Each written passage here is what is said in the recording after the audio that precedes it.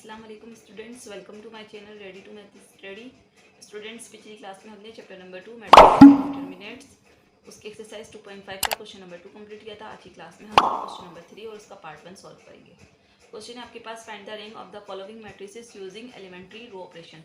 रो operation को use करते हुए आपको जो भी मैट्रिक्स दिया गया है उसका रैंक मालूम करना है। और रैंक मालूम करने के लिए स्टूडेंट्स हम अपने क्वेश्चन को इक्विवेलेंट फॉर्म में कन्वर्ट करते हैं और चेक करते हैं हमारे पास नॉन जीरो जो रो है वो कितनी बन रही है। अगर कोई रो हमारे पास 0 0 बन जाती है उसको स्किप करके बाकी रो को काउंट करते हैं और जितनी होती हैं वो उसका रैंक बन जाता है। तो स्टार्ट करते हैं क्वेश्चन, इसको कॉपी कर लेते हैं। सबसे पहले क्वेश्चन है हमारे पास 1 2 0 अगेन 2 3 2 और 3 4 और 2।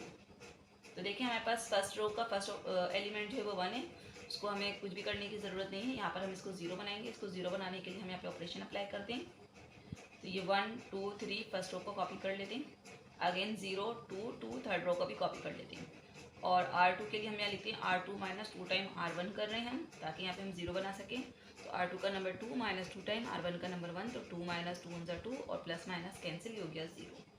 अगेन देखिए R2 का नंबर हमारे पास 3 माइनस 2 टाइम R1 का नंबर हमारे पास 2, तो 3 माइनस 2 2 4 और प्लस माइनस माइनस ये हो गया -1 -1। अगेन देखिए हमारे पास R2 का नंबर है 4 माइनस 2 टाइम R1 का नंबर हमारे पास 3 है। 4 माइनस 2 3 6 प्लस माइनस माइनस और ये हो गया हमारे पास -2, तो हम यहाँ लिख लेते हैं -2। अगेन देखिए ये बन गया हमारे पास 1 0 0। अब यहाँ पर हमारे पास इस एलिमेंट को 1 होना चाहिए ताकि इसके नीचे वाला एलिमेंट जो है वो 0 बन जाए। तो हम इसको 1 बनाने के लिए हमारे पास -1 है। अगर हम इसको -साइन से मल्टीप्लाई कर दें इस रो को तो ये +1 हो जाएगा। तो यहाँ अप्लाई करते हैं ऑपरेशन। तो यहाँ हम R1 को सेम एस कॉपी कर लेते हैं 1 2 3, R3 को भी कॉपी कर लेते हैं 0 2 2। और अगेन देखिए यहाँ हम लिख लेते हैं कि हम यहाँ R2 को मल्टीप्लाई करवा रहे हैं बाय -1 से। तो देखिए जब हम 0 को -1 से मल्टीप्लाई करेंगे तो 0, -1 को -1 से मल्टीप्लाई करेंगे तो +1, -2 को -1 से मल्टीप्लाई करेंगे तो 2। अगेन देखिए अब हमें इसको 0 बनाना है। इसको 0 बनाने के लिए हम R3 में से 2 टाइम R1 माइनस कर देते हैं। तो हम ऑपरेशन अप्लाई करते हैं। इसके लिए हम फर्स्ट रो को कॉपी कर लेते हैं 1 2 3। अगेन सेकंड रो को भी कॉपी कर देते हैं और थर्ड रो के लिए हम यहाँ लिख लेते हैं कि हम R3 में से माइनस करेंगे 2 टाइम R2 माइनस करेंगे हम यहाँ पर। तो अप्लाई करते हैं। इसके लिए देखिए यहाँ पे हम 0 माइनस 0 जो भी होगा यहाँ पे 0 आंसर आएगा।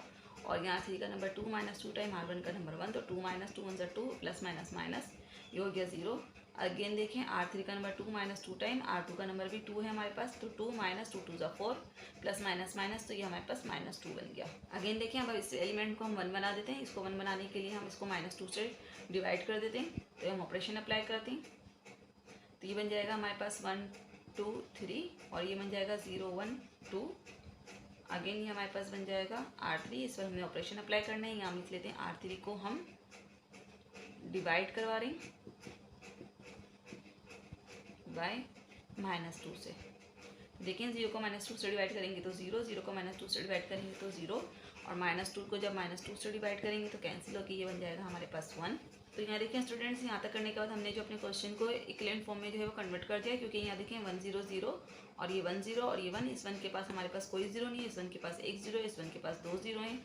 तो ये हमारी इक्विवेलेंट फॉर्म में जो है वो कन्वर्ट हो चुकी है। अब हम इसका रैंक मालूम करते हैं। रैंक मालूम करने के लिए हम रो को चेक करते हैं। फर्स्ट रो में हमारे पास सब एलिमेंट जो है वो मौजूद है। यहाँ पर कोई भी जो रो है आपके पास 0 नहीं है। सेकंड रो में भी देखें सिर्फ एक 0 है, बाकी सब एलिमेंट है हमारे पास। यहाँ 2 0 है, यहाँ पर भी 1 है। तो यहाँ हमारे पास नॉन जीरो रो जो है वो कोई भी नहीं मिली हमें। तो यहाँ पर हमारे पास देखिए नॉन जीरो रो जो है वो 3 है, तो हमारे पास इसका रैंक 3 हो जाएगा। तो इसका रिजल्ट लिखने के लिए हम यहाँ लिख देते हैं non zero rows are 3, so rank of the matrix is 3 और ये हो गया इसका आंसर। तो अब स्टार्ट करते हैं इसका पार्ट 2। इसको कॉपी कर लेते हैं। ये है हमारे पास 2 3 -1 3 1 2 4 2 2। तो देखिए यहाँ पे हमारे पास सबसे पहले फर्स्ट रो, उसका एलिमेंट हमारे पास 1 होना चाहिए।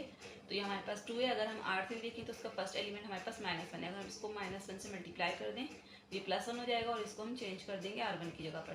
तो सबसे पहले हम R3 के ऊपर ऑपरेशन अप्लाई करते हैं। तो यहाँ हम लिख लेते हैं 2 3 4, इसको कॉपी कर लेते हैं। 3 1 2, इसको भी कॉपी कर लेते हैं।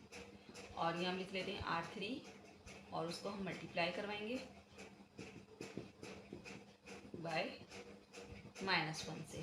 तो देखिए -1 को जब -1 से मल्टीप्लाई करेंगे तो हो जाएगा +1, 2 को जब -1 से मल्टीप्लाई करेंगे तो -2, अगेन 2 को जब हम -1 से मल्टीप्लाई करेंगे तो -2। अब हम रोज को इंटरचेंज कर लेते हैं। अगेन यहाँ हम ऑपरेशन अप्लाई कर लेते हैं। यहाँ हम लिख लेते हैं बाय R1 3, यानी R1 को 3 की जगह पे और R3 को R1 की जगह पे, तो ये बन जाएगा 1 -2 अगेन 3 1 2 और ये जाएगा 2 3 4। यहाँ हमने R1 को R3 की जगह पर और R3 को R1 की जगह पर कन्वर्ट कर दिया।